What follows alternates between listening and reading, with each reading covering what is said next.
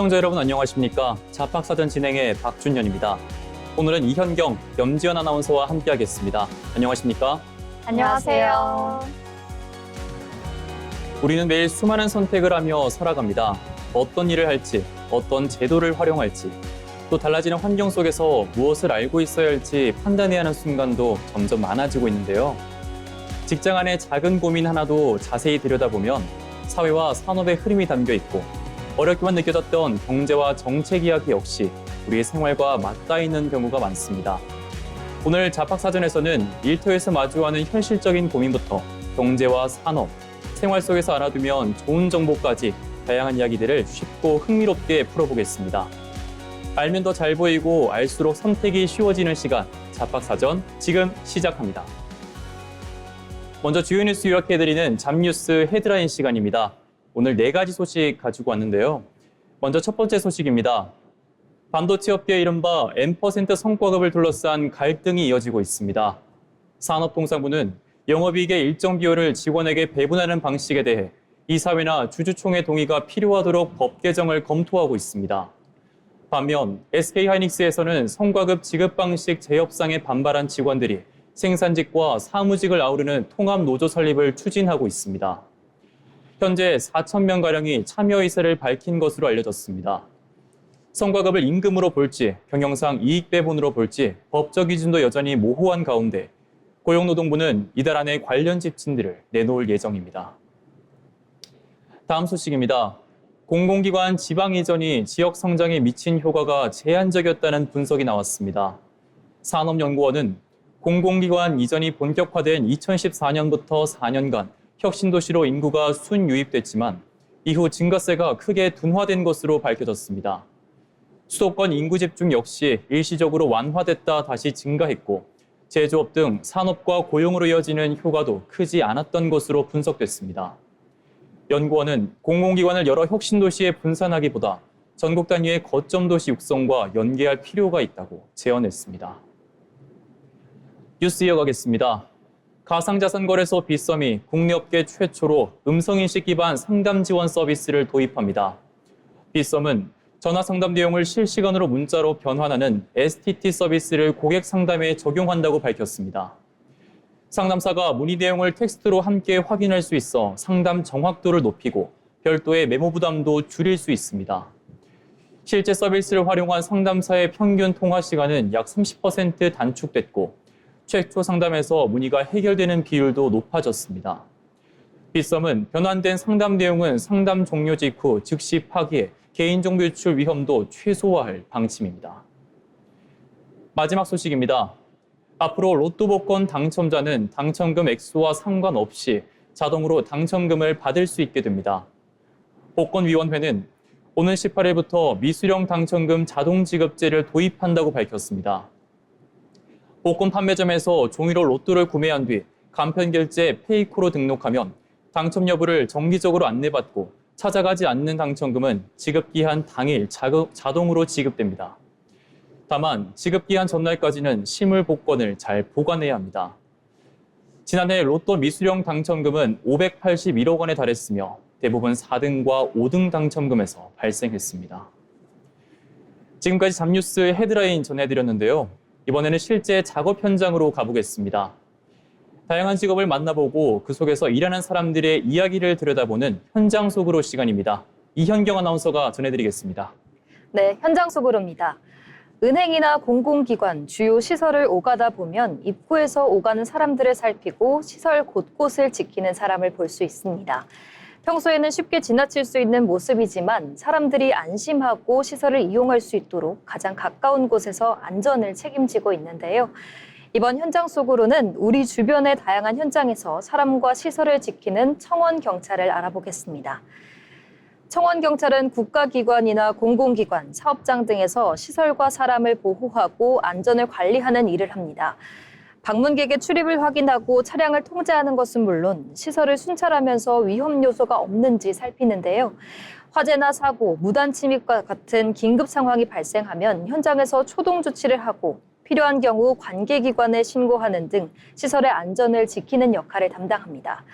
경찰 공무원이 국민 전체를 대상으로 광범위한 치안 업무를 수행한다면 청원경찰은 자신이 근무하는 특정 시설을 중심으로 출입 통제와 순찰, 방호 등 안전과 경비 업무를 담당한다는 점에서 차이가 있습니다. 청원경찰은 은행과 같은 금융기관부터 정부청사와 공공기관, 법원, 공항과 항만 등 사람과 시설의 안전관리가 필요한 다양한 현장에서 활동하고 있습니다.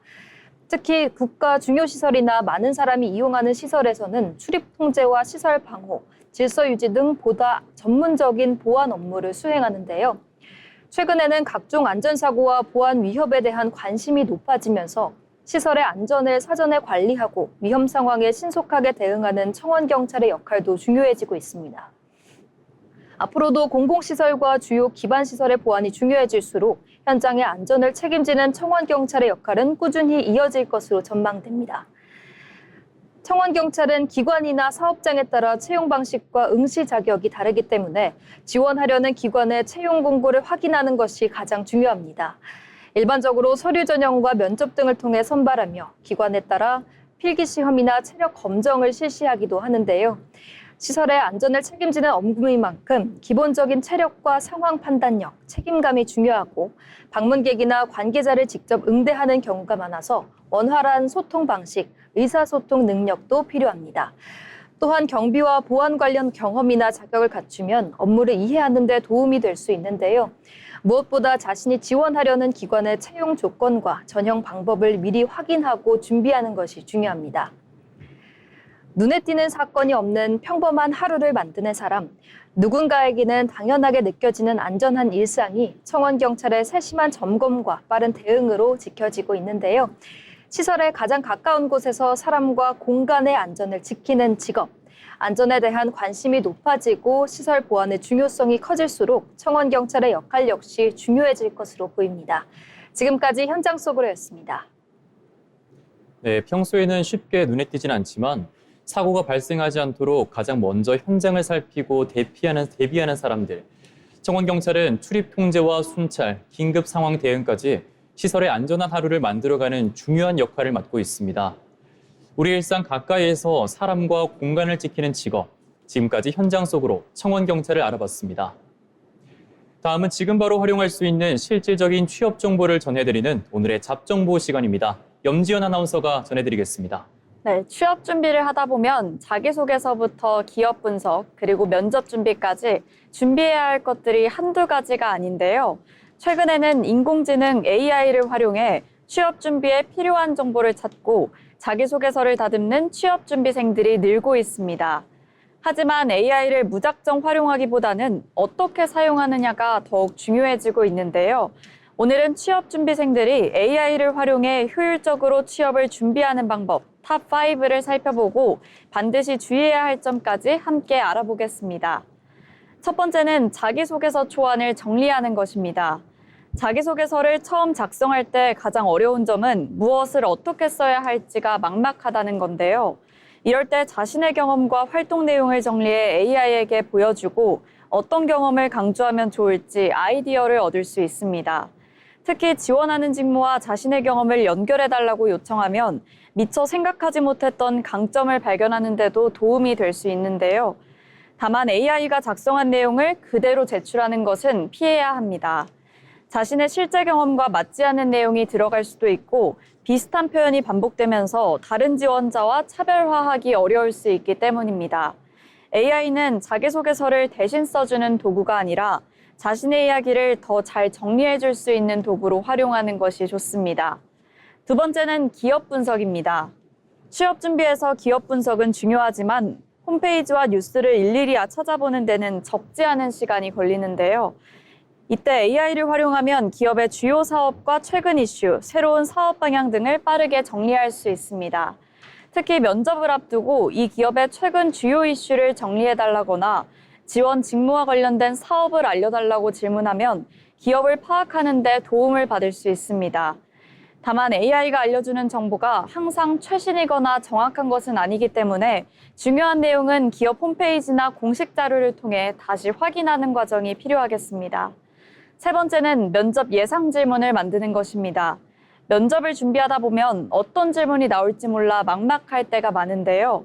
자신의 자기소개서와 지원 직무를 AI에게 입력하면 예상 질문을 만들어 볼 수 있습니다. 예를 들어 자신의 경우를 바탕으로 꼬리 질문까지 만들어 달라고 요청하면 실제 면접처럼 다양한 질문에 대비해 볼 수 있는데요. 특히 예상 질문에 대한 답변을 준비하는 것에서 그치지 않고 이 답변에서 면접관이 추가로 물어볼 질문을 만들어 달라고 요청하면 더욱 꼼꼼하게 면접을 준비할 수 있겠습니다. 네 번째는 모의 면접입니다. AI를 활용하면 실제 면접관과 대화하는 것처럼 질문과 답변을 반복하며 연습할 수 있는데요. 지원 기업과 직무를 설정한 뒤 AI에게 면접관 역할을 맡기고 질문을 하나씩 해달라고 요청하면 됩니다. 답변이 끝난 뒤에는 말이 너무 길지는 않았는지, 질문에 제대로 답했는지, 부족한 부분은 무엇인지 피드백도 받아볼 수 있는데요. 여기에 자신의 답변을 직접 녹음하거나 촬영해서 확인한다면 말의 속도나 시선, 그리고 표정까지 점검할 수 있어 더욱더 도움이 될 것 같습니다. 다섯 번째는 취업 준비 계획을 세우는 것입니다. 취업을 준비하다 보면 토익과 자격증, 자기소개서 면접 준비까지 해야 할 일이 많아 무엇부터 시작해야 할지 고민될 것 같은데요. 현재 자신의 상황과 목표 기업, 남은 기간 등을 AI에게 알려주면 필요한 준비 과정을 단계별로 정리해 볼 수 있습니다. 예를 들어 한 달 동안 어떤 순서로 자기소개서와 면접을 준비하면 좋을지 계획을 세우고 매주 해야 할 일을 구체적으로 나눠볼 수도 있는데요. 다만 AI가 만들어준 계획을 그대로 따르기보다는 자신의 일정과 준비 상황에 맞게 수정하는 것이 중요합니다. AI는 취업을 대신해주는 정답지가 아니라 효율적인 준비를 돕는 조력자라는 점을 기억해야 합니다.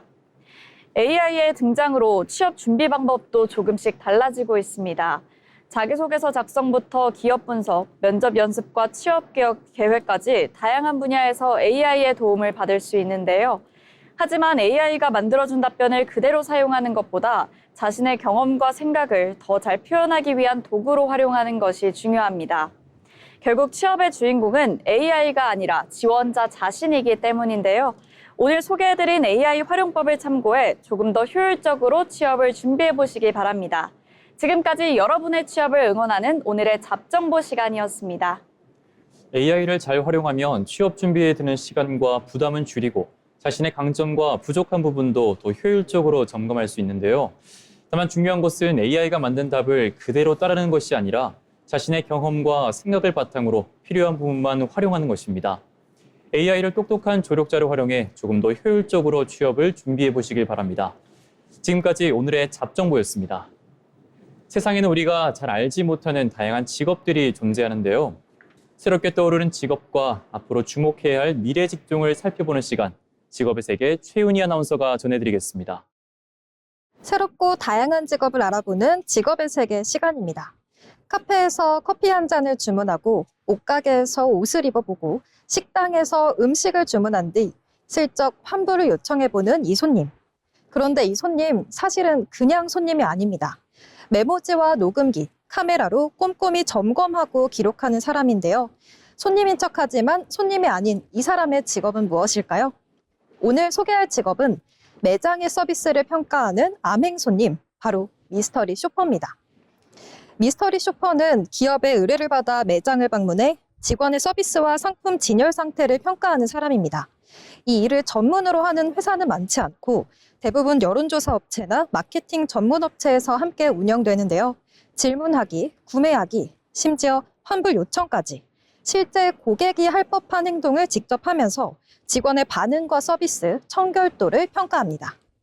그렇다면 이 일은 그냥 손님처럼 행동하면 될까요? 이 미스터리 쇼퍼는 이 매장을 방문하기 전에 위치와 환경, 직원 수, 판매 제품 같은 정보를 미리 파악합니다. 그리고 준비해간 시나리오를 따라 연기를 하는데요. 직원에게 정체를 들키는 순간 이 평가는 의미가 없어지기 때문입니다. 짧은 시간 안에 자세한 사항을 주시하고 기억해야 하는 만큼 이 꼼꼼함과 관찰력은 그리고 호기심이 무엇보다 중요합니다. 미스터리 쇼퍼가 작성하는 보고서는 기업이 직원 교육과 서비스 개선의 근거로 삼는 자료입니다. 그만큼 사실 그대로를 기록하는 객관성과 적정성, 그리고 무엇보다 신뢰성이 요구되는데요. 매장을 둘러보며 느낀 점을 평가표를 토대로 작성해야 하기 때문에 사실적인 작문 능력도 빼놓을 수 없는 자질입니다. 상황에 따라 유연하게 대처하는 순발력이 있다면 더욱 인정받을 수 있습니다. 미스터리 쇼퍼는 쇼퍼 전담 회사나 마케팅, 여론조사 전문 회사에 지원해 인터뷰를 거쳐 자격을 평가받습니다. 자격이 검증되면 실습 절차를 거치고 채용 후에는 일정 기간 소양 교육과 전문 교육을 받게 되는데요. 이후 매장의 주요 고객층에 맞는 쇼퍼로 선정돼서 본격적인 활동을 시작하게 됩니다. 관련 회사에서는 경력자를 선호하는 편이라 설문조사원 같은 경력이 있다면 유리하게 적용됩니다.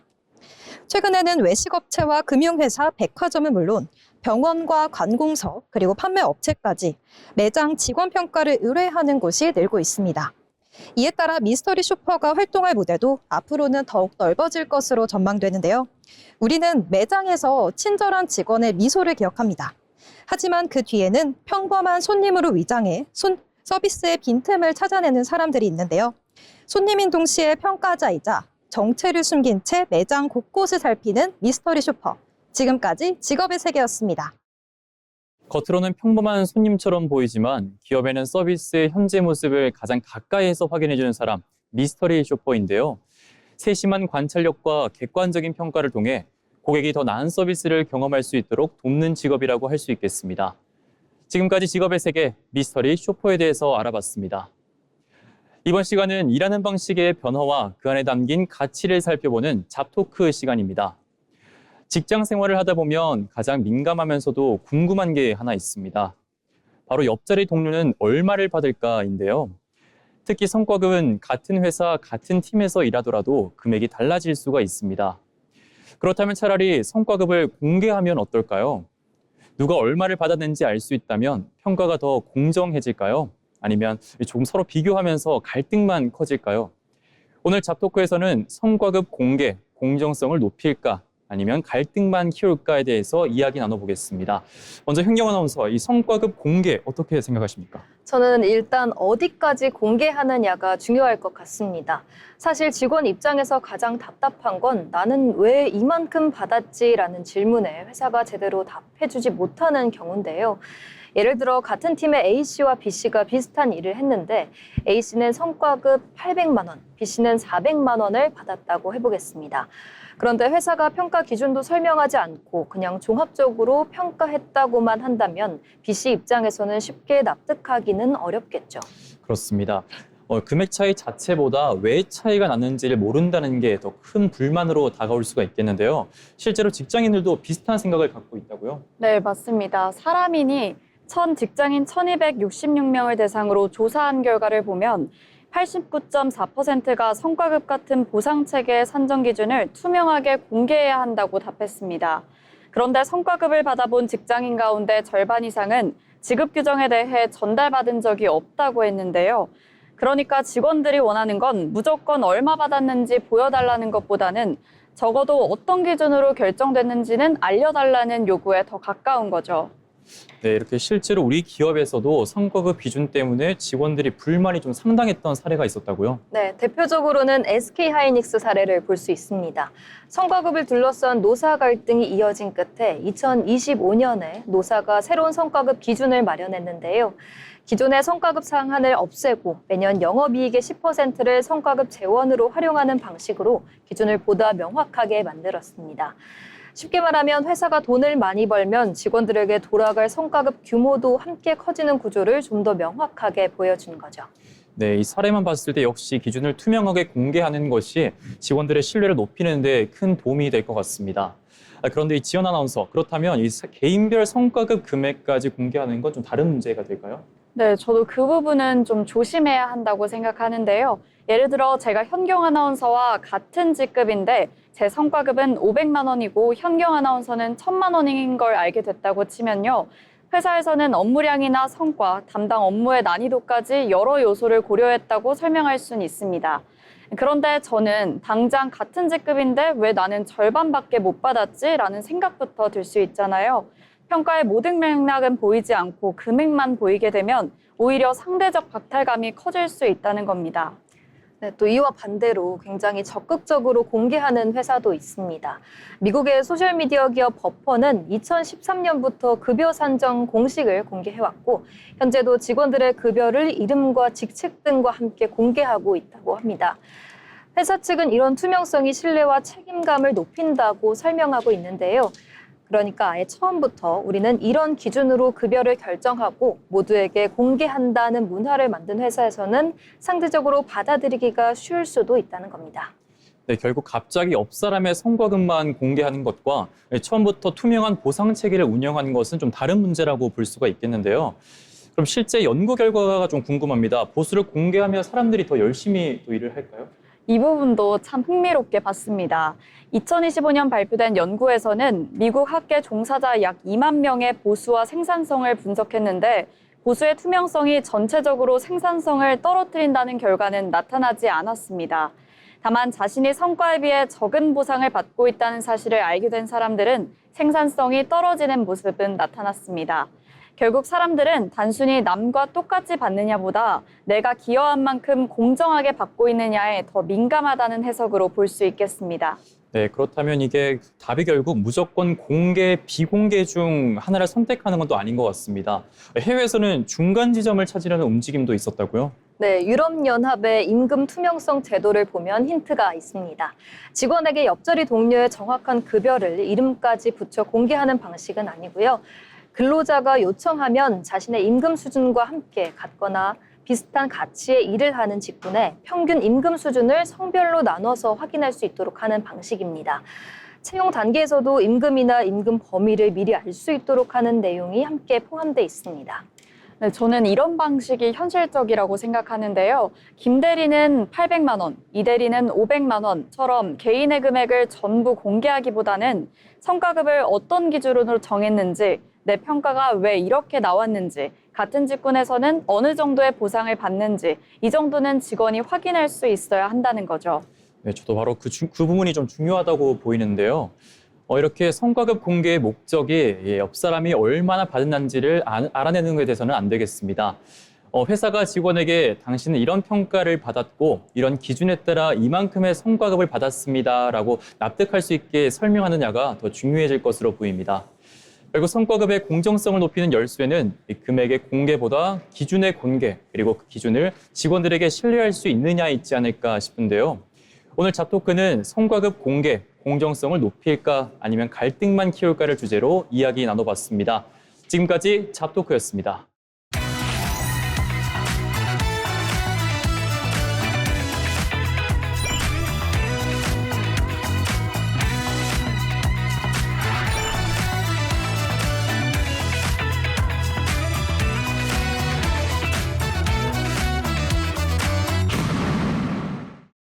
네, 이렇게 빠르게 사회가 변화하고 있지만 그 와중에도 묵묵히 자신의 길을 걸어가는 사람들이 있습니다. 평범하지만 특별한 일을 하는 사람들의 인생 이야기, 자빈 스토리를 신민 아나운서가 전해드리겠습니다. 다양한 사람들의 삶과 직업을 통해 이야기를 전해드리는 시간, 자빈 스토리입니다. 오늘의 주인공을 이야기할 때면 늘 따라붙는 단어가 있습니다. 골든아워. 큰 사고를 당한 환자의 생사를 가를 수 있는 짧은 시간, 그 시간을 지키기 위해 수술실과 응급 현장을 오가며 살아온 의사가 있습니다. 오늘 만나볼 인물은 대한민국 중증 외상 의료를 이야기할 때 빼놓을 수 없는 사람, 외상외과 의사 이국종입니다. 이국종 하면 지금은 유명한 외상외과 의사의 모습이 먼저 떠오르지만 그가 선택한 길은 결코 편한 길이 아니었습니다. 외상외과는 교통사고나 추락, 총상처럼 생명이 위급한 중증 외상 환자들을 치료하는 분야입니다. 환자가 언제 들어올지 예측하기 어렵고 한밤중이나 새벽에도 응급수술이 이어질 수 있습니다. 특히 중증 외상 환자는 사고 직후 얼마나 빨리 전문적인 치료를 받느냐가 중요한데요. 우리나라 역시 이러한 환자들이 사고 발생 후 빠르게 전문 치료를 받을 수 있도록 권역 외상센터 구축을 추진해왔습니다. 아주대학교 병원도 2013년 권역 외상센터 설치 지원기관으로 선정됐고 당시 이국종 교수는 중증 외상 치료의 중요성을 지속적으로 알려온 대표적인 의료진이었습니다. 그리고 2011년 이국종이라는 이름을 국민들에게 각인시킨 사건이 발생합니다. 바로 아덴만 여명 작전입니다. 소말리아 해적에게 피랍됐던 3호 주얼리호를 구출하는 과정에서 석혜균 선장이 여러 발의 총상을 입었는데요. 위중한 상태였던 석 선장의 치료를 맡은 사람이 이국종 교수였습니다. 수차례의 수술과 치료 끝에 석 선장은 목숨을 건졌고 이 사건을 계기로 이국종 교수뿐 아니라 국내 중증 외상 의료의 중요성 역시 크게 알려지기 시작했습니다. 그리고 6년 뒤인 2017년 이번에는 판문점 공동경비구역 JSA를 통해 귀순하다 총상을 입은 북한 병사의 치료를 받습니다. 두 사건 모두 한순간의 판단과 치료가 생사를 가르는 현장이었습니다. 하지만 이국종 교수가 계속 이야기했던 것은 자신이 얼마나 어려운 환자를 살렸느냐만은 아니었습니다. 중증 외상 환자를 살릴 수 있는 의료 시스템 자체가 필요하다는 것이었습니다. 중증 외상은 뛰어난 의사 한 명만 있다고 해결되는 분야가 아닙니다. 환자를 빠르게 병원으로 옮길 수 있는 이송 체계부터 24시간 대응할 수 있는 외상 전담 의료진과 시설까지 함께 갖춰져야 하는데요. 실제로 정부가 권역 외상센터 사업을 추진한 이유도 중증 외상 환자가 사고 발생 후 빠르게 전문적인 치료를 받을 수 있는 체계를 마련하고 당시 약 35% 수준이었던 예방 가능 사망률을 20% 미만으로 낮추기 위해서였습니다.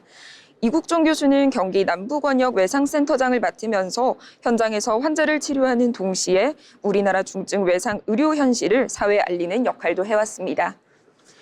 그렇게 오랜 시간 민간 의료 현장에서 중증 외상 환자를 만났던 이국종 교수는 이후 새로운 선택을 합니다. 군 의료 현장으로 자리를 옮긴 겁니다. 2023년 12월 이국종 교수는 국군대전병원장으로 임명됐고 명예해군대령으로도 진급했습니다. 당시 그는 장병들의 건강을 돕고 군 의료체계 개선에 기여하겠다는 뜻을 밝혔는데요.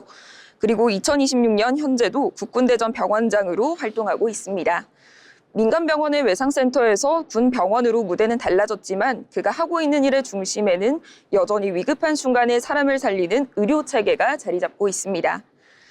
아덴만에서 총상을 입은 선장을 살려낸 의사, 판문점에서 생사를 오가던 환자를 치료한 의사, 그리고 이제는 군 의료체계를 이끌고 있는 병원장. 이국종 교수의 이야기를 따라가다 보면 외상외과 의사라는 직업이 수술실 안에서만 완성되는 일이 아니라는 것을 알 수 있습니다.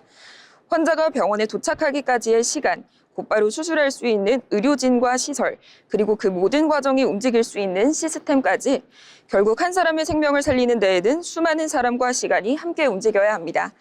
생사의 경계에 놓인 환자들을 치료하는 것을 넘어서 더 많은 사람이 살 수 있는 의료 환경을 만들기 위해 목소리를 내온 의사 이국종. 오늘의 자빈 스토리였습니다. 네, 이국종 교수의 이야기는 한 명의 의사가 얼마나 많은 환자를 살렸는지를 넘어 생명을 지키기 위해 어떤 의료 시스템이 필요한지를 보여주고 있습니다. 위급한 순간 환자의 곁을 지키고 더 많은 생명을 살릴 수 있는 환경을 만들기 위해 목소리를 내온 사람. 지금까지 자빈 스토리 이국종 교수에 대해서 이야기 나눠봤습니다. 이번 시간은 경제로 보는 일터입니다. 경제의 변화는 곧 일하는 방식과 일자리의 모습에도 영향을 미치는데요. 이번 시간에는 경제 흐름을 통해 산업과 일터의 변화를 함께 들여다보겠습니다. 최윤희 아나운서가 전해드리겠습니다. 경제 흐름을 통해 우리의 산업과 일터를 들여다보는 시간, 경제로 보는 일터입니다. 요즘 뉴스를 보면 반도체가 역대급 호황이라고 합니다. 수출도 잘 되고 경제 성장률도 3%에 가까워지고 있다는데요. 그런데 이상하지 않나요? 정작 주변에서는 취업하기 더 어려워졌다라는 말이 들립니다. 경기는 좋아지는데 일자리는 늘지 않는다. 숫자만 보면 분명 호황인데 채용 시장은 왜 꽁꽁 얼어붙는 걸까요? 오늘은 성장은 하는데 일자리는 늘지 않는 고용시장, 그 이면을 함께 살펴보겠습니다. 과거에는 경제가 성장하면 기업이 사람을 더 뽑았고 그만큼 일자리도 함께 늘어났습니다. 하지만 지금은 상황이 달라졌는데요. 최근 한 연구기관이 올해 취업자 증가 전망치를 기존 21만 명에서 10만 명 수준으로 절반 넘게 낮춰 어림잡았습니다. 반도체 산업이 잘 나가더라도 그 성장이 예전처럼 대규모 채용으로 이어지지 않기 때문입니다. 공장은 사람보다 설비와 기술에 투자하고 생산성은 오르지만 그만큼 필요한 인력은 줄어드는 구조인데요. 결국 지금의 경제는 성장의 크기보다는 그 성장이 일자리로 이어지느냐가 더 중요한 시대를 맞고 있습니다. 이 변화는 실제 채용 현장에서도 그대로 일어나고 있습니다. 예전에는 기업이 신입사원을 대규모로 뽑아 현장에서 키워냈다면 지금은 꼭 필요한 소수의 전문 인력만 수시로 선별적으로 채용하는 방식으로 바뀌고 있습니다. 정규직 대신 시간제나 프로젝트 단위 계약, 또 파견과 프리랜서 형태의 일자리도 빠르게 늘고 있는데요. 그래서 요즘 일터는 사람을 많이 쓰는 곳이 아니라 꼭 필요한 사람만 정교하게 쓰는 곳에 가까워지고 있습니다.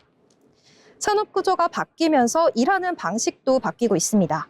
한 회사에 오래 다니기보다는 여러 프로젝트를 옮겨 다니는 프리랜서형 인재, 또 정규직 대신 필요할 때 계약하는 플랫폼 노동자, 특정 기술을 가진 소수만 채용하는 고숙련 전문 인력까지 이제 일자리는 많고 적음이 아니라 어떤 형태로 어떻게 일하느냐로 바뀌고 있습니다. 흥미로운 점은 일자리가 사라지는 것이 아니라 일하는 방식 자체가 재편되고 있습니다. 전문가들은 앞으로도 이러한 흐름이 계속해서 이어질 것으로 보고 있습니다. 경제 규모는 계속 커지겠지만 그 성장이 예전처럼 대규모 채용으로 직결되지 않을 거란 전망인데요. 특히 청년층은 첫 일자리를 구하기까지의 시간이 더욱 길어지고 반면 경력과 전문성을 갖춘 인력에 대한 수요는 오히려 더 커질 것으로 보입니다. 결국 앞으로는 일자리의 양을 두고 경쟁하던 시대에서 일자리의 질과 전문성을 두고 경쟁하는 시대로 넘어가고 있는 셈입니다. 흔히 경기가 좋아지면 취업도 쉬워진다고 생각하죠. 그런데 그 공식이 조금씩 흔들리고 있습니다. 성장은 하는데 일자리는 늘지 않는 시대. 그 속에서 우리가 기억해야 할 것은 하나입니다. 일자리는 사라지는 것이 아니라 그 모양이 바뀌고 있다는 것이죠. 변화하는 고용시장 속에서 나에게 맞는 자리를 찾는 일. 그것이 앞으로 우리가 지켜야 할 모두의 숙제로 보입니다. 지금까지 경제로 보는 일터입니다. 경제가 성장한다고 해서 일자리까지 함께 늘어나는 시대는 조금씩 지나가고 있습니다. 기술과 산업 구조가 빠르게 바뀌면서 기업이 사람을 뽑는 방식도, 우리가 일하는 방식도 달라지고 있는데요. 앞으로는 단순히 어디에 취업할 것인가 보다 어떤 역량을 갖추고 어떤 방식으로 일할 것인가에 대해서 고민해 봐야겠습니다. 지금까지 경제로 보는 일터였습니다. 이번 시간은 통계와 데이터를 통해 우리의 노동시장의 변화와 현실을 짚어보는 데이터로 본 일터, 자비슈 시간입니다. 먼저 김경호 아나운서, 오늘 어떤 데이터에 대해서 이야기를 나눠볼까요? 네, 오늘은 달라지고 있는 직장인의 소득 구조를 데이터로 통해 알아보겠습니다. 월급 말고도 또 다른 소득을 만드는 경우가 늘고 있는데요.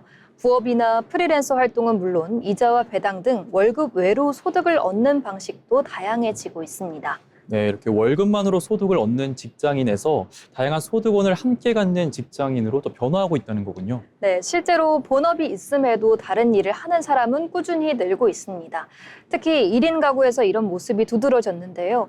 최근 조사에 따르면 1인 가구의 59.6%가 부업, 즉 N잡을 하고 있는 것으로 나타났습니다. 이는 2022년 42%에서 24년 54.8%로 높아진 데 이어 올해는 60%에 가까워진 겁니다. 여기서 20대 1인 가구의 경우 69.1%가 N잡을 하는 것으로 나타났습니다. 그렇다면 1인 가구가 10명 가운데 6명 정도가 본업에 또 다른 일을 하고 있는 셈인데요. 그렇다면 이들은 왜 N잡을 선택한 것일까요? 네, 가장 큰 이유는 여유 자금과 비상 자금을 마련하기 위해서였습니다. 전체 응답자의 40.4%가 이 이유를 꼽았는데요. 시간적 여유가 있어서라는 응답이 17.2%, 생활비가 부족해서가 12%, 노후를 대비하기 위해서라는 응답이 9.4%로 뒤를 이었습니다. 단순히 당장 필요한 생활비를 마련하기 위해서라기보다 앞으로를 대비하기 위해 추가 소득을 만들려는 사람들이 많다는 점이 눈에 띕니다. 네, 이 N잡이라고 하는 이 부업이 생계를 위한 수단뿐 아니라 미래를 준비하는 방법으로도 또 활용될 수 있겠습니다. 네, N잡의 형태도 많이 다양해지고 있는데요. 가장 많이 선택한 부업은 앱테크로 75.1%를 차지했고요. 소셜 크리에이터가 11.7%, 서비스직 아르바이트가 8%, 배달 라이더가 5.5%로 뒤를 이었습니다. 스마트폰만 있으면 비교적 쉽게 참여할 수 있는 앱테크부터 자신의 콘텐츠와 전문성을 활용하는 일까지 시간과 상황에 맞춰 선택할 수 있는 부업의 형태가 굉장히 다양해지고 있는 모습입니다. 네, 기술과 플랫폼에 따라 자신의 시간과 역량에 맞춰 선택할 수 있는 일도 많아지고 있는 것 같네요. 네, 맞습니다. 그런데 월급의 소득이 늘어나는 만큼 함께 알아둬야 할 변화도 있습니다. 정부가 건강보험료 부과체계를 개편하면서 월급의 소득에 적용하는 공제 기준을 현행 2천만 원에서 1,000만 원으로 낮추는 방안을 추진하고 있는데요. 개편안이 시행되면 이자와 배당, 임대, 사업소득 등 월급의 소득이 있는 직장인의 건강보험료 부담이 커질 수 있습니다. 네, 이렇게 소득을 추가로 얻는 것뿐만이 아니라 그에 따라 달라지는 사회보험 부담까지 좀 함께 살펴봐야겠습니다. 네, 이번 개편안이 확정될 경우 직장 가입자 약 178만 명이 건강보험료를 새로 내거나 기존보다 더 부담하게 될 것으로 전망되는데요. 전체 직장 가입자의 약 8.9%에 해당합니다. 예를 들어 월급의 소득이 연간 2천만 원인 직장인은 지금까지 추가적인 건강보험료를 내지 않았지만 개편안이 시행되면 건강보험료와 장기 요양보험료를 합쳐 한 달 약 6만 8천 원을 추가로 부담하게 될 전망입니다. 결국 월급의 소득의 증가는 단순히 부업을 하는 사람이 늘었다는 의미를 넘어 직장인의 소득 구조와 그에 따른 부담까지 함께 바꾸고 있는 겁니다. 네, 이렇게 소득을 늘리는 방법뿐만 아니라 늘어난 소득에 따라 달라지는 부담까지 함께 살펴봐야 하는 시대가 됐습니다. 이렇게 하나의 일자리에 하나의 소득을 얻는 방식에서 벗어나서 자신의 일과 소득을 스스로 설계하는 시대가 되고 있습니다. 네, 이번에는 지연 아나운서, 오늘은 또 어떤 데이터 준비해 오셨습니까? 네, 여러분은 첫 직장을 얼마나 오래 다닐 수 있을 것 같으신가요? 취업만 하면 안정적인 직장 생활이 시작될 것 같지만 막상 회사를 다니다 보면 생각보다 빠르게 이직이나 퇴사를 고민하는 경우도 적지 않은데요. 과거에는 한 직장에서 오래 근무하는 것이 직장 생활의 중요한 기준이었다면 최근에는 자신의 적성과 연봉, 근무 환경 등을 고려해 더 나은 직장을 찾아 이동하는 사람들이 늘고 있습니다. 그렇다면 직장인들은 왜 회사를 떠나는 걸까요? 오늘은 데이터로 본 일터에서 직장인의 이직과 퇴직에 대해 함께 살펴보겠습니다. 실제로 첫 직장에 들어가고 나서 생각보다 빨리 회사를 그만두는 경우가 많다고 하는데요. 직장인들이 첫 직장을 다니는 기간이 좀 어느 정도가 될까요? 네, 통계청 자료에 따르면 청년층 부가조사에 따라 2025년 기준 청년층의 첫 일자리 평균 근속 기간은 1년 6.4개월로 나타났습니다. 첫 직장에 취업한 뒤 2년도 채 되지 않아 회사를 떠나는 청년들이 적지 않은 건데요. 특히 첫 일자리를 그만둔 청년 가운데 현재 직장을 그만둔 이유로 가장 많이 뽑은 이유는 근로 여건에 대한 불만족으로 46.4%를 차지했습니다. 임금이나 근로시간, 근무 환경 등 실제 일하면서 체감하는 조건이 퇴사를 결정하는 중요한 이유가 된 것이죠. 그렇다면 단순히 월급이 적어서 회사를 그만두는 경우가 가장 많은 건가요? 꼭 그렇다고 보기는 어렵습니다. 직장을 선택할 때는 임금뿐만 아니라 근로시간이나 업무 환경, 조직 문화처럼 매일 경험하는 근무 조건도 중요한 영향을 미치기 때문인데요. 실제로 첫 일자리를 그만둔 이유를 살펴보면 근로 여건에 대한 불만족이 가장 높은 비중을 차지했고 임시적, 계절적인 일의 종료나 개인, 가족적인 이유 등이 이 뒤를 이었습니다. 결국 직장인이 회사를 떠나는 이유는 단순히 월급이 적어서가 아니라 내가 일하는 환경이 기대했던 조건과 얼마나 맞는지에 달려 있다고 볼 수 있겠습니다. 네, 그렇다면 직장에 대한 기대 자체도 예전과 좀 달라지고 있을 것으로 보이는데요. 요즘 취업 준비생들은 회사를 선택할 때 좀 어떤 부분을 중점적으로 보고 있을까요? 과거에는 높은 연봉이나 고용 안정성이 직장을 선택하는 중요한 요소였다면 최근에는 워라밸과 조직 문화, 그리고 성장 가능성 등을 다양한 요소가 함께 고려되고 있습니다.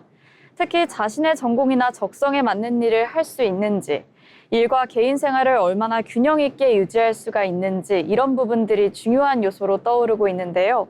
단순히 높은 연봉을 제시하는 것에서 그치지 않고 유연 근무제도나 복지제도, 휴가제도 등 직원들이 실제로 체감할 수 있는 근무 환경을 강조하는 기업들이 늘어나고 있습니다.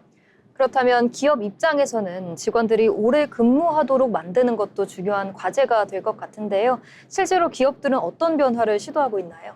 네, 기업들도 직원들의 이탈을 막기 위해서 여러 가지 방안을 마련하고 있는데요. 근무 시간을 유연하게 조정하거나 재택근무와 같은 유연근무제를 운영하고 직원들의 자기개발이나 건강관리를 지원하는 기업들도 늘고 있습니다. 최근에는 조직 내 소통을 강화하거나 수평적인 조직 문화를 만드는 것도 중요한 과제로 떠오르고 있습니다. 결국 직원이 회사를 오래 다니게 만드는 방법은 단순히 더 많은 월급을 주는 것만으로는 해결되지 않습니다. 직장인이 일하는 시간과 환경, 그리고 회사에서 느끼는 만족도까지 함께 고려되어야 합니다. 네, 결국 회사를 들어가는 것만큼이나 어떤 환경에서 얼마나 만족하며 일할 수 있는지가 더 중요해질 것으로 보입니다. 네, 맞습니다. 첫 직장의 평균 근속 기간이 1년 6개월 정도라는 통계는 오늘날 직장 생활의 모습이 과거와 굉장히 달라지고 있다는 것을 보여주고 있는데요. 이제 직장인에게 이직은 단순히 회사를 옮기는 일이 아니라 자신의 경력과 삶의 방향을 다시 선택하는 과정이 되어가고 있습니다. 기업 역시 직원들이 왜 떠나는지를 고민하고 더 오래 일하고 싶은 환경을 만드는 것이 중요한데요. 결국 좋은 일터란 단순히 오래 다니는 회사가 아니라 직원이 계속해서 일하고 싶다를 느끼는 회사일 것 같습니다. 앞으로 기업들이 직원들의 다양한 목소리에 귀 기울이며 더 나은 일터를 만들어갈 수 있을지 함께 지켜보겠습니다. 네, 오늘 데이터를 통해 살펴본 직장인들의 모습은 예전과 분명 달라지고 있습니다. 더 나은 환경을 찾아 직장을 옮기고 또 월급에 새로운 소득을 만드는 사람도 늘고 있는데요. 이제는 한 회사에 오래 다니는 것보다 자신의 경력과 소득을 어떻게 설계하느냐가 더 중요해지고 있습니다. 지금까지 데이터로 본 일터였습니다.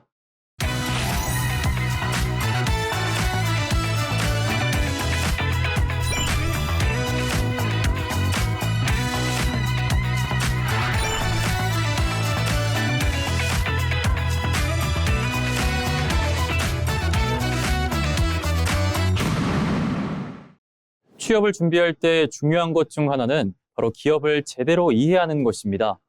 기업의 특징과 산업 트렌드를 살펴보는 시간, 기업사전 조희은 아나운서가 준비했습니다. 기업을 쉽고 재밌게 알아보는 시간, 기업사전입니다. 우리가 하루에도 몇 번씩 마시는 생수와 음료수, 다 마시고 난 페트병은 보통 쓰레기통으로 향하죠. 그런데 이 페트병을 쓰레기통에 버리는 이 평범한 행동이 누군가는 돈을 벌고 또 환경을 바꿀 수 있다고 합니다. 단순히 쓰레기를 버리는 것이 아닌 다시 쓸 수 있는 자원으로 바꾸는 국내 기업이 있습니다. 버리는 행위 자체를 돈이 되는 일이나 즐거운 경험으로 재해석한 기업, 바로 슈퍼빈입니다. 슈퍼빈을 상징하는 대표적인 아이콘은 바로 AI 기반 순환자원 회수 로봇 네프론입니다. 지하철역이나 지자체 주민센터 근처에서 커다란 자판기처럼 생긴 이 로봇을 한 번쯤 보신 분들도 계실 텐데요. 네프론은 단순한 수거함이 아닙니다. 말 그대로 인공지능 로봇입니다. 네프론의 구체적인 작동 원리는 아주 똑똑합니다. 투입구에 페트병이나 캔을 넣으면 내부에 딥러닝 AR 카메라와 센서가 입력된 물체를 실시간으로 스캔합니다. 페트병의 형태와 찌그러진 정도, 라벨 부착 여부, 심지어 재질까지 정확하게 인식하죠. 만약 재활용을 할 수 없는 오염된 쓰레기나 다른 재질이 들어오면 네프론은 이를 뱉어냅니다. 깨끗하게 비워진 자원만 골라내고 내부에서 즉시 압축해 보관하기 때문에 수거 효율을 극대화할 수 있는 겁니다. 하지만 슈퍼빈이 시장과 대중의 주목을 받은 진짜 비결은 기술력 이상으로 사람의 행동을 변화시킨 보상 시스템에 있습니다. 네프론에 자원을 투입하면 슈퍼빈 전용 앱에 포인트가 차곡차곡 적립됩니다.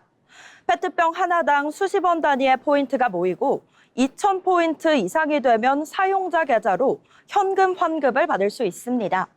즉, 쓰레기를 버리면 처리 비용이나 봉투값이 나간다는 기존의 익숙한 공식을 완전히 깨버린 거죠. 내가 마신 페트병을 제대로 버렸을 뿐인데 통장에 실제 돈이 들어오는 이 경험, 이 작은 성공 체험이 아이들부터 어르신들까지 순환 경제에 자발적으로 참여하게 만드는 강력한 동기부여가 됐습니다. 쓰레기를 버리는 일이 재미있는 재테크이자 환경운동이 된 셈입니다. 슈퍼빈의 야망은 단순히 쓰레기를 모으는 데서 끝나지 않았습니다. 슈퍼빈은 수거된 자원을 바탕으로 진짜 자원순환의 전 과정을 완성해 나가고 있습니다. 네프론을 통해 모인 깨끗한 페트병들은 슈퍼빈의 자체 첨단 가공 공장인 아이아스로 이동합니다. 이곳에서 페트병은 세척과 분쇄 과정을 거쳐 플라스틱 원료인 고품질 프레이크와 펠릿으로 재탄생합니다. 이렇게 만들어진 고품질 재생 원료는 다시 새로운 페트병이나 의류, 또 포장재를 만드는 소재로 대기업에 공급됩니다. 수거부터 선별, 가공, 그리고 재생 원료 생산까지 자원이 버려지지 않고 계속해서 산업 안에서 돌고 도는 완벽한 순환 경제, 밸류 체인을 구축한 것입니다. 환경을 지키는 일, 거창한 구호나 개인의 무거운 희생만으로는 지속되기 어렵습니다. 수퍼비는 묻습니다. 버려지는 순간부터 다시 자원이 될 수 있다면, 사람들의 행동을 즐겁게 바꿀 수 있다면 세상은 어떻게 변할까? 내가 오늘 마신 페트병 하나를 네프론에 넣는 이 10초의 시간, 그 작은 행동이 돈이 되어 돌아오고 지구를 살리는 새로운 옷과 또 병으로 다시 태어나는 세상을 슈퍼빈이 만들어가고 있습니다. 버리는 쓰레기에서 가치 있는 자원으로 AI 기술과 인간의 재미를 결합해 세상을 바꿔나가는 기업, 슈퍼빈에 대해 알아봤습니다. 지금까지 기업사전이었습니다. 슈퍼비는 단순히 페트병과 캔을 모으는 기업이 아니라 버려지는 자원에 다시 가치를 부여하고 사람들이 자원순환에 자연스럽게 참여하도록 만든 기업입니다. AI 기술의 보상이라는 재미를 더해 환경을 위한 행동을 일상 속 습관으로 바뀌고 있는데요. 쓰레기를 줄이는 것을 넘어 버려진 자원을 다시 산업의 자원으로 돌아가는 순환경제를 만들어가는 기업. 지금까지 기업사전 슈퍼빈 살펴봤습니다.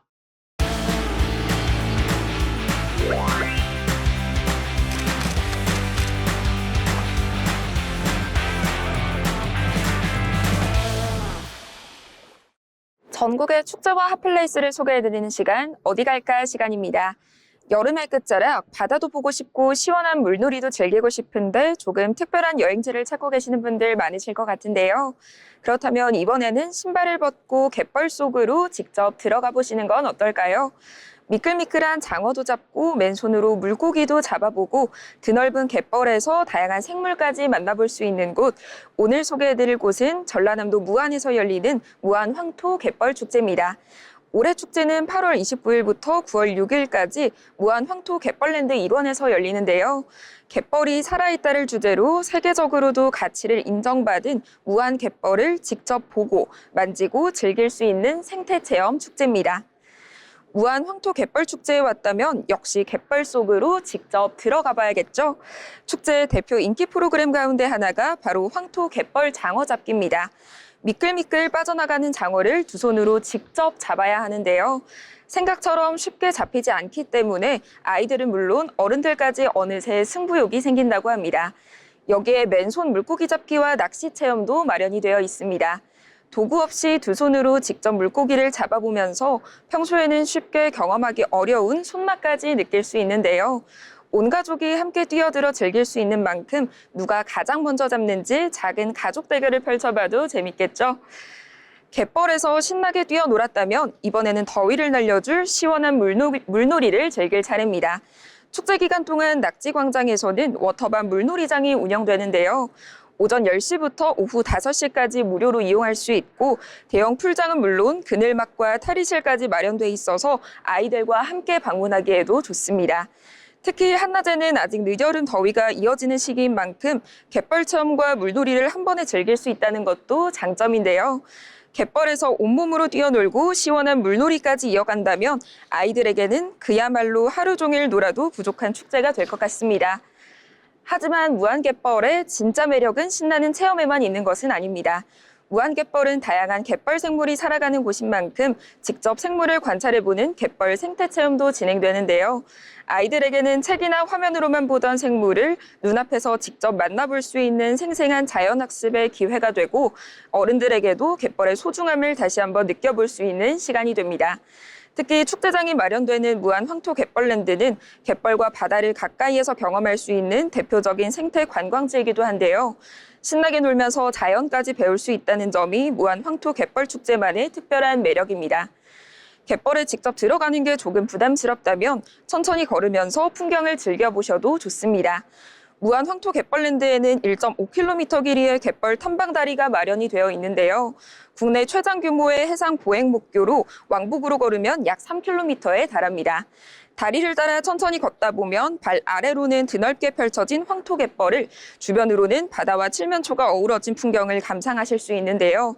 마치 바다 위를 걷는 듯한 특별한 기분을 느낄 수 있고 탁 트인 풍경 덕분에 사진을 남기기에도 좋습니다. 몸으로 즐기는 축제 몸으로 즐기는 체험뿐 아니라 눈과 귀를 즐겁게 해주는 볼거리도 계속해서 이어집니다. 축제 기간 동안 다양한 무대 공연과 지역 문화 행사, 이벤트도 계속해서 진행되는데요. 낮에는 갯벌과 물놀이를 즐기고 중간중간 공연과 문화 행사까지 함께 만나볼 수 있어서 하루 일정으로 방문해도 지루할 틈이 없습니다. 올여름 마지막까지 특별한 추억을 만들고 싶다면 무안의 황토갯벌로 떠나보시는 건 어떨까요? 보는 여행에서 한 걸음 더 나아가 온몸으로 직접 뛰어들어 즐기는 갯별 여행, 전라남도 무안에서 만나보시면 좋을 것 같습니다. 지금까지 전국의 축제와 핫플레이스를 소개해드리는 어디 갈까였습니다. 마지막으로 알아두면 도움이 되는 생활 정보를 전해드리는 알쓸정 시간입니다. 조희은 아나운서가 전해드리겠습니다.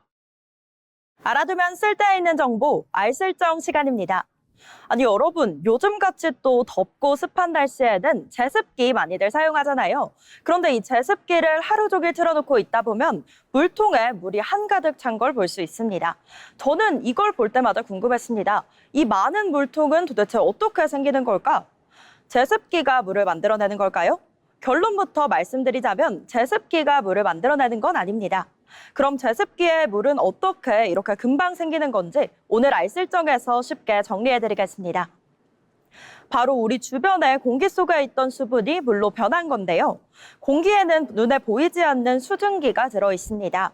특히 여름철에는 따뜻한 공기가 상대적으로 많은 수분을 머금기 때문에 습도가 높아지기 쉬운데요.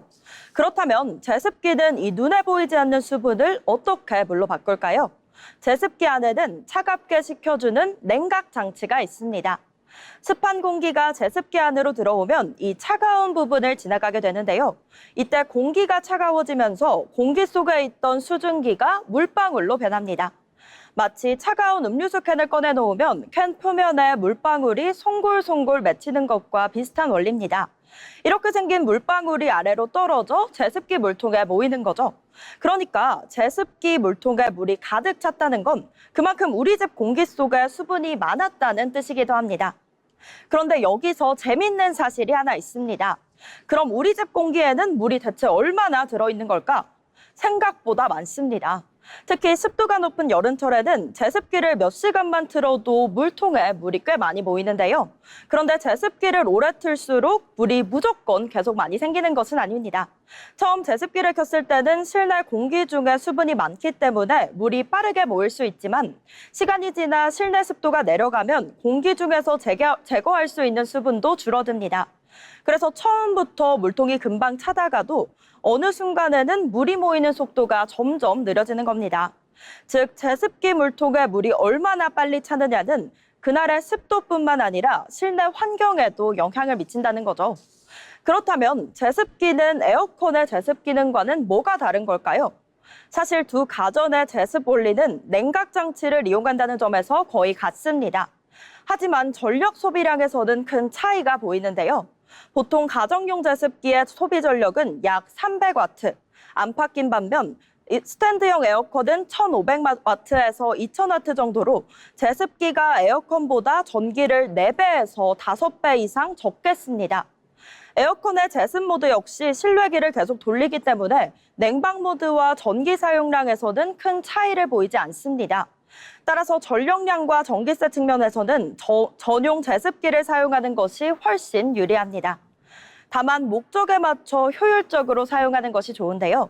에어컨은 넓은 거실 공간을 빠르게 식히고 제습할 때, 제습기는 드레스룸이나 안방, 그리고 옷장 등 밀폐된 작은 공간의 습도를 집중적으로 관리하거나 빨래를 말릴 때 이렇게 장소와 목적에 맞춰 병행해 주시면 전기세 부담은 줄이고 실내 쾌적함은 극대화시킬 수 있습니다.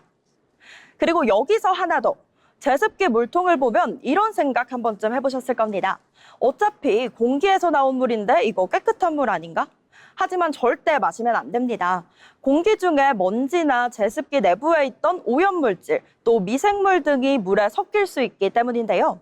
그래서 물통은 자주 비워주시고 깨끗하게 세척해 주시는 게 좋습니다. 그리고 제습기를 사용하면서 물통 비우는 것도 좋지만 필터 청소도 함께 해주시면 더 좋겠습니다. 제습기는 물을 만들어내는 기계가 아닌 우리가 지금 숨쉬고 있는 공기 속 수분을 물로 바꿔서 모아주는 기계입니다. 그러니까 제습기를 켜고 물통에 물이 가득 차 있다면 제습기가 물을 만들었네가 아닌 우리 집 공기 속에 있던 수분이 이만큼이나 많이 나왔구나, 이렇게 생각하시면 되겠습니다. 오늘부터는 제습기를 사용할 때 훨씬 더 효율적으로 사용할 수 있으시겠죠? 지금까지 알아두면 쓸데있는 정보 알쓸정이었습니다. 오늘 준비한 잡학사전은 여기까지입니다. 우리가 익숙하게 지나쳤던 일과 생활의 모습도 조금만 시선을 바꾸어 바라보면 새로운 의미와 질문을 발견할 수 있는데요. 이렇게 오늘 함께 나눈 이야기를 통해 그동안 당연하게 겪었던 것들을 다시 생각해보고 더 나은 판단을 내리는데 작은 도움이 되었기를 바라겠습니다. 저희는 다음 시간에도 일터와 생활 곳곳에 숨어있는 다양한 이야기들을 쉽고 흥미롭게 풀어드리겠습니다. 함께해 주신 여러분 고맙습니다.